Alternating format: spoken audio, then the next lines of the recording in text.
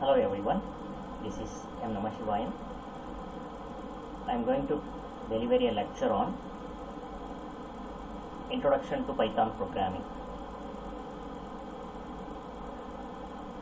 See, what is meant by Python? Actually, Python is a programming language created by Guido van Rossum.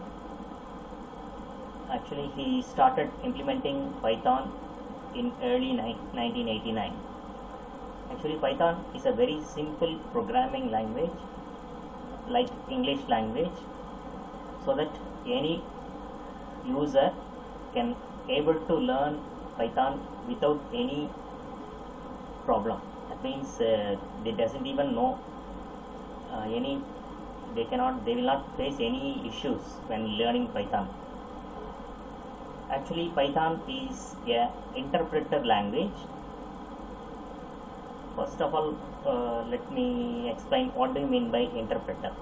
Actually, interpreter is the concept of executing a program line by line. Take for instance, if you write a program around 20 lines, if you run the program with the help of Python, the Python will execute the program. That means line by line it converts the Python language code to machine language. That is called interpreted language. So this is the main concept of executing a Python program. There is one more concept is also called compiler, where other programming languages are used. The main concept of compiler is to convert the entire program into machine language code. The same example, for instance, if you have 20 lines of code, the entire 20 line is compiled into machine language. Once it is compiled, then the compiler will execute the program at a stretch, where in interpreter it will execute one line at a time. For example, if the first line is correct, then it will execute the program in the first line, then it will go for the second line, and it keep on going the executing the program up to the end of the program. So this is the concept of a difference between compiler and interpreter. The next thing, programming. What do you mean by programming? So program is nothing but it's a process of executing a computer related problem. Set of instructions contains various set of operations that it tells a compiler or computer to execute the program. Programming can be done using a variety of computer programming languages like C++, Java, Python. So these are the various kind of programming languages. The programming languages are categorized into three concepts like structured programming or procedure oriented programming. We call the C programming language. It is this kind of concepts. It executes the program in this manner. The second one is called object oriented programming. Like Java is an object oriented programming language. Object is nothing but with the help of classes we can create a object. So based on the object we can execute the program. So this is the concept of object oriented programming.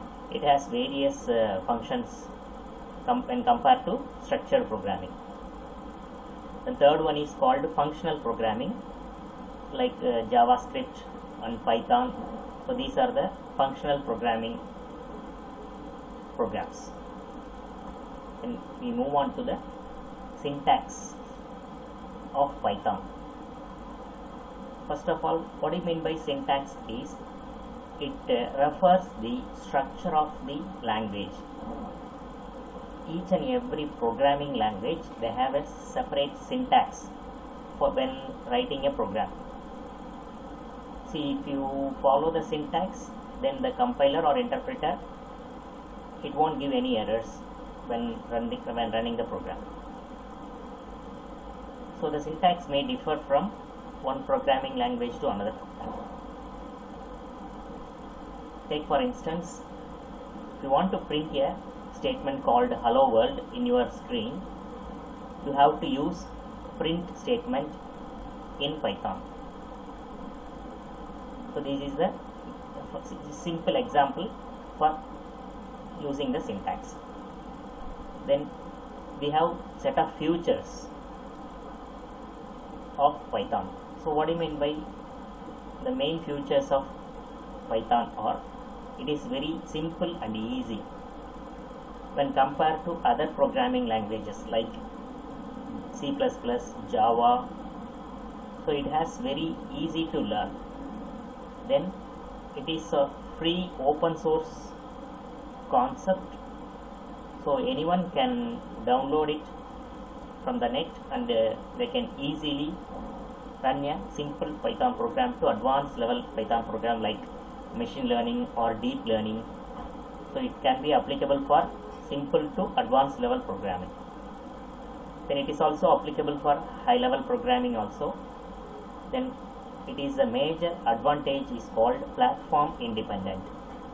You can install Python in various operating systems like Windows, Linux or Unix, or even any other operating systems also. So this is the main advantage of Python. Then it is very easy, dynamically typed and portable. And finally, it is not least interpreted and embedded language. So easily it can be embedded in some other concepts like scripting languages, or even in web pages also we can include the concept of Python. So these are the main features of Python. Then we move on to the next one, is called advantages and disadvantages of Python. The main advantages of Python is, nowadays machine learning plays a vital role. The main concept of using machine learning is in artificial intelligence. So each and every day the new concept is coming, that is called machine. It has to learn on its own by applying various existing algorithms, or the machine itself has to learn the new things from the existing concepts. So that is called machine learning. With the help of Python libraries like NumPy, Pandas and Matplotlib libraries, we can implement the machine learning concepts very easily. And then Python also supports various web frameworks like Flask, Django. So these are the advantages of Python. The one main disadvantage of Python is it is not suitable for mobile applications. Because of this mobile application, it is not suitable with the help of Python. So that is the major disadvantages of Python. We move on to the next one, identifiers or reference variable. A Python identifier is a name used to identify a variable. See, identifier is the concept of identifying a variable or function or class or module, any other thing which helps the user to process or operate it, some concepts. So this is the concept of identifier. So each and every identifier, it has some limitations. The first limitation is it should start with a letter, that is A to Z, that means capital or small letter, or even with underscore also, then followed by numbers. So this is the concept of declaring an identifier. Python does not allow punctuation characters such as @ dollar and percentage within identifiers.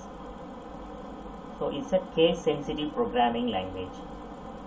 So it has to follow the case whenever you declare a variable or identifier or any other class.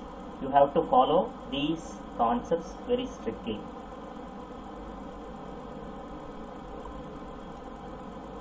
The next one is called keywords. Keywords are different from identifiers, where the identifiers are user defined values, whereas the keywords, they are reserved words in Python. That means they have predefined meaning for each and every keyword when you use it in Python. The keywords, each keyword has a separate specific meaning in Python language. Take for instance, if you use if statement or for statement. See, if statement is applicable for taking a decision, and for statement can be applicable for executing certain conditions until the condition becomes true. The for statement can be applicable for looping. So you cannot redefine these two keywords. So this is an example for keywords. So Python has n number of keywords available. There are around 33 keywords in Python. So these are the list of keywords available in Python. Let's move on to the next section.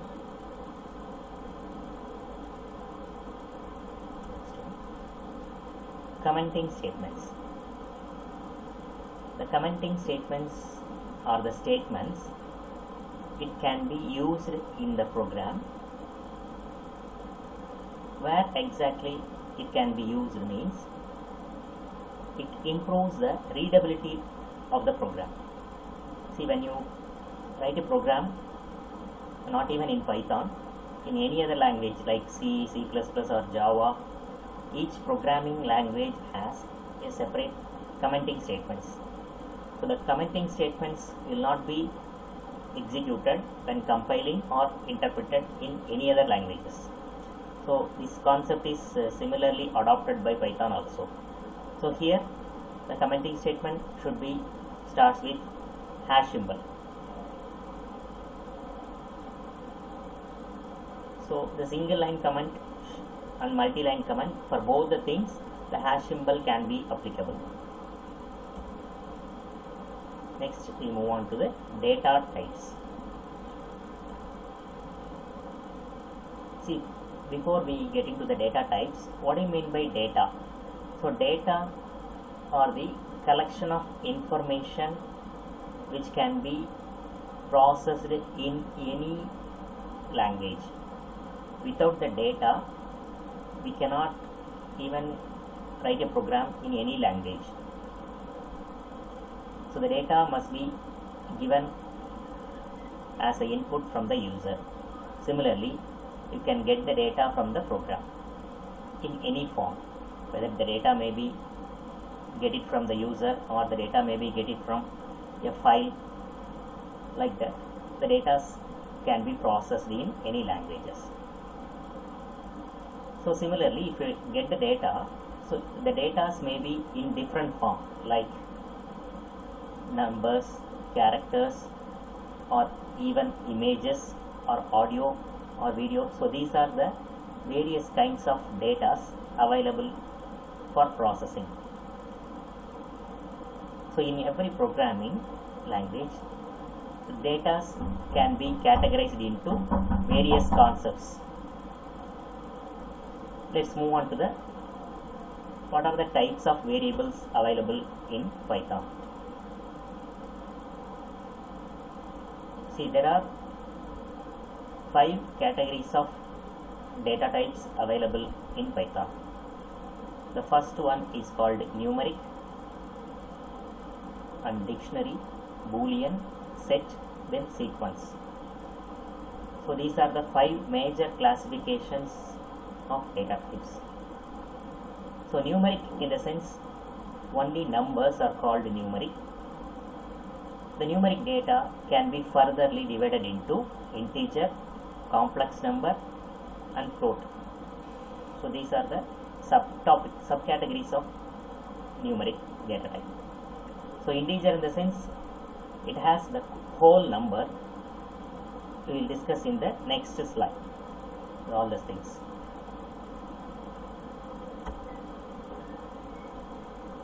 So first thing, integer. Actually integer is a signed value.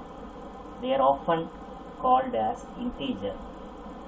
So they are called positive or negative numbers with no decimal points are allowed. So if you use a whole number, take for instance 65, so it is an integer number. It does not have any decimal value. So, or even minus 25, this is also a decimal integer, you can call it as. So these are the values comes under integer data type. The next one is called float. See, floating point values are having real numbers. They are having decimal numbers with fractional part, that is integer along with the fractional parts.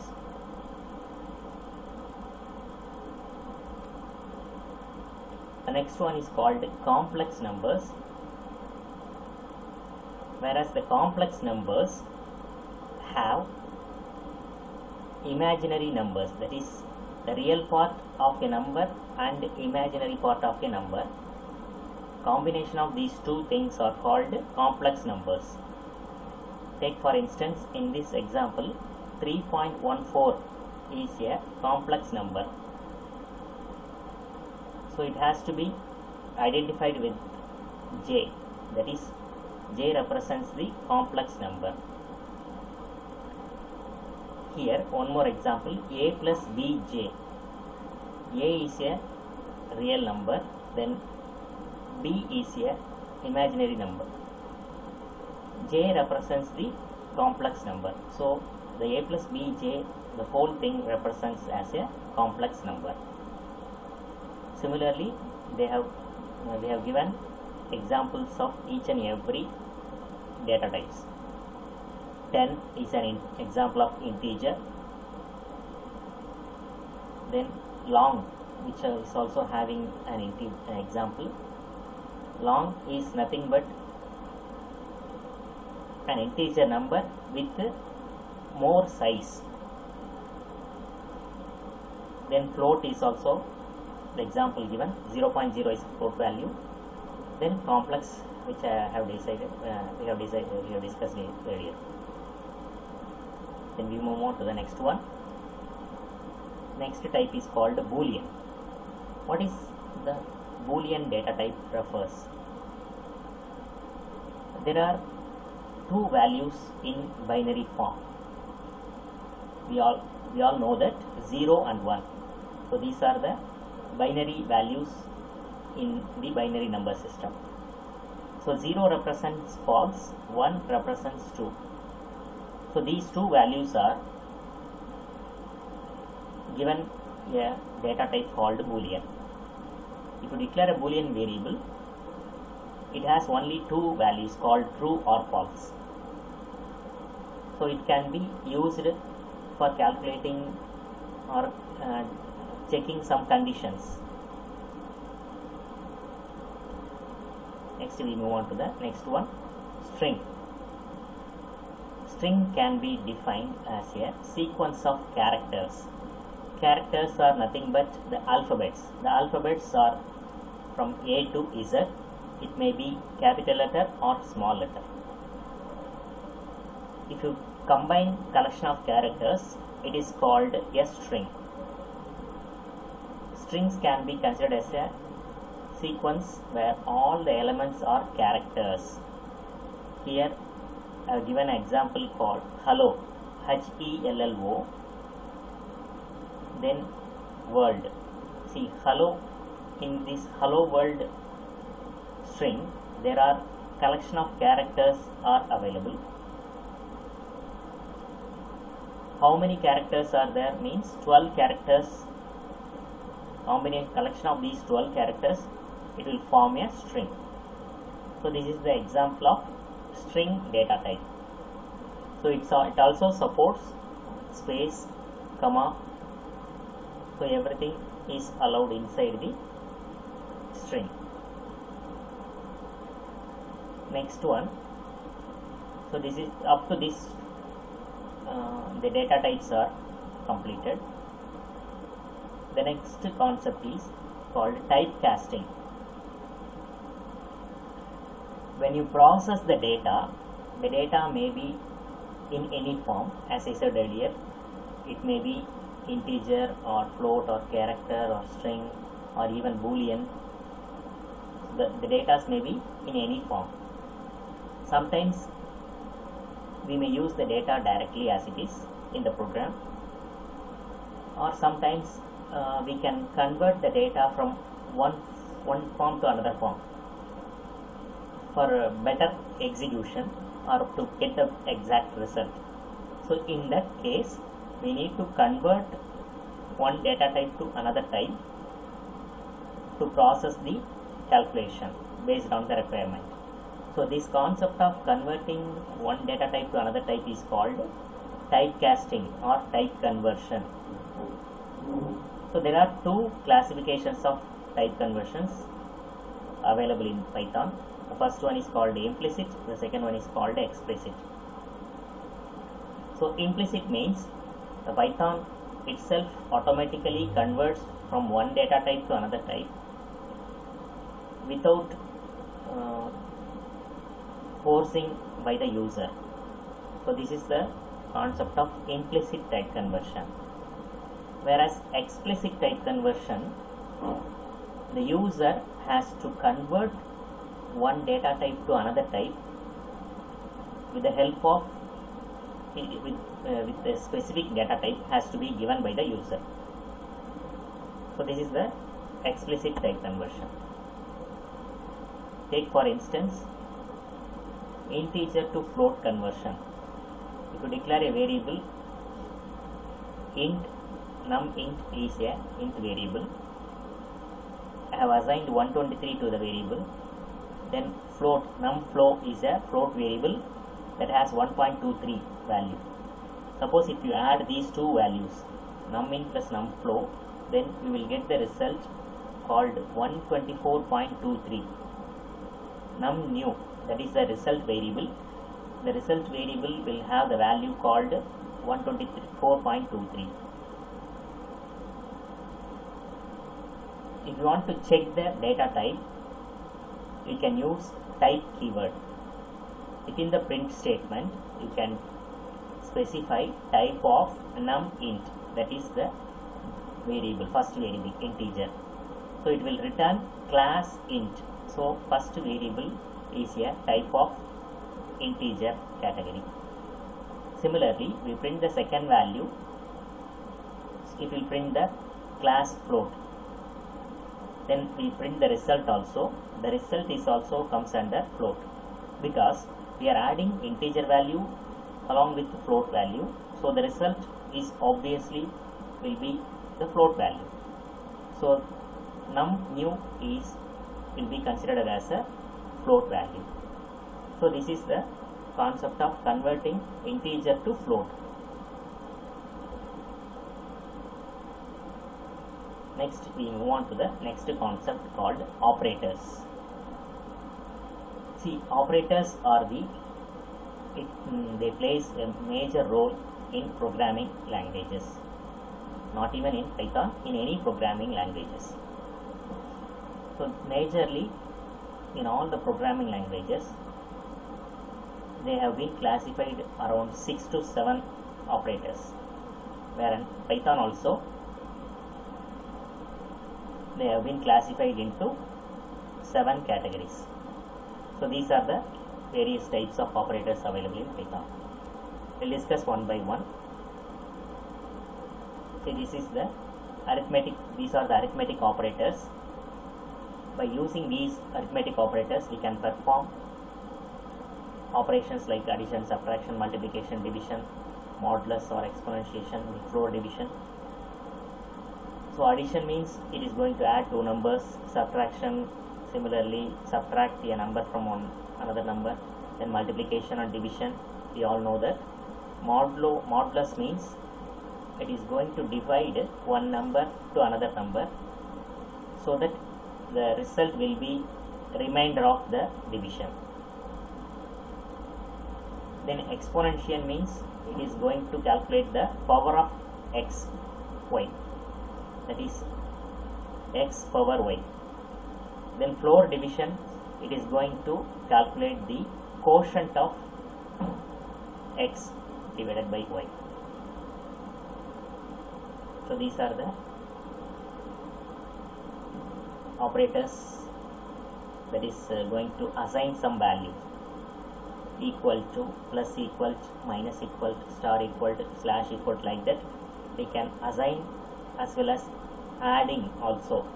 Take for instance, x is equal to 5 means 5 will be assigned to the variable x, where x is equal to x plus 3 means the existing value 5 will be added with 3, then the final result will be stored in the variable x itself.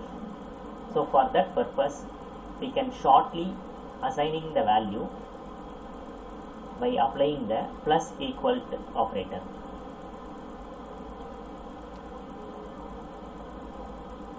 Similarly, there are various types of shorthand assignment operators are available in Python. The next, we move on to the comparison operator.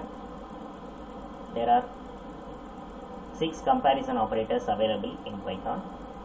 They are equal, not equal, greater than, less than, greater than or equal to, or less than or equal to. So they can be used to compare two values, whether the two values are equal or not equal, or greater than, less than, like that. With the help of these operators, we can compare the two values and the result will be true or false.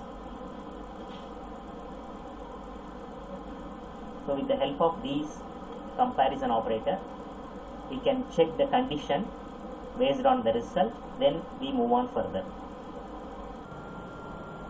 The next one is called logical operators. There are 3 categories of logical operators available. They are AND, OR and NOT. So these logical operators can be used in between 2 or more condition statements. So the AND operator is used to check if the both conditions are true or not. If the both conditions are true, then it will return true. Similarly, OR operator is going to check, suppose if I have given 2 conditions, among the 2 conditions, it is going to check any one condition. Whether the one condition is true, then the OR operator will result true. Similarly, the NOT operator is going to negate the result. For instance, if the result is true, then the NOT operator will negate it. True means false, then false means true. So similarly, it negates the result of a condition. Then there are special operator available in Python, that is called identity operator. It is especially available only in Python. The major use of this identity operator is it is going to compare the objects.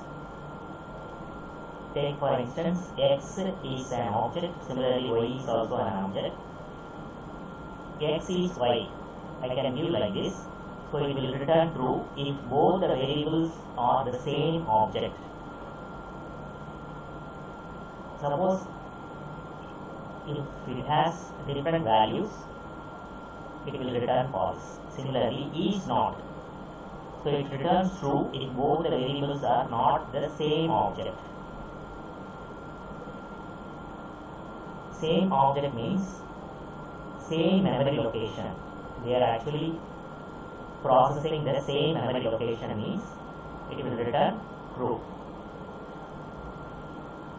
The last operator, which is called Python membership operator. So membership used to test a sequence of presented in an object. For example, if you create an object, that object contains collection of values. If you want to check any one value which is available within the object or not, so in that case you have to use the operator called in membership operator. X in Y means Y is an object which contains collection of values. X is a value which is going to check whether the X is available within the object Y. If it is X is available, then it will return true, otherwise false. Similarly, not in means it is going to check whether the X is not in Y. If X is not in Y, it will return true, else it will return false. So these are the membership operator. Then the last one is called the Python bitwise operator. So the bitwise operators are processed the value at bit level, where the other operators, they are processing the value as it is. That is the decimal number what we use to give the input. They are processing the value as it is, where the bitwise operators, they are processing the value in binary value as binary. In some situation, we write a program and process the data in bitwise. So in that case, we have to use the bitwise operator. There are two operators are available, and or. So and or means and is the operator which is going to compare the two binary values. If the two binary values are 1, then it will return true, otherwise it will return false. Or means it is going to check any one of the value is true, then it will be true, else it will return false. So this is the bitwise operators. Then similarly, it has two other operators are also available, that is left shift, right shift, and one more thing is called NOT and XOR, exclusive OR. So left shift, right shift means shifting the binary values from one or more position, left side or right side. So by applying these left shift or right shift, we can change the position of a bit value in the left side or right side specified by the user. So up to this, we have concluded that Python is a basic programming language, fundamental concepts, easy to learn programming when compared to other programming languages. Thank you for watching. Thank you.